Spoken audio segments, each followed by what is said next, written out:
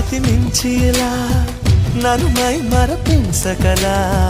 తడబడి తల వంచిలా తలపును అని చేస్తే ఎలా మరేం చెయ్యనే నీతో ఎలా వేగనే నన్ను దాటి వెళ్ళలేవు నిన్ను నువ్వు దాచలేవు ఏమి చెయ్యనయ్యో రామా ఉన్న మాట చెప్ప నీవు ఊరుకుంటే ఒప్పుకోవు ఇంకెలాగే సత్యభామా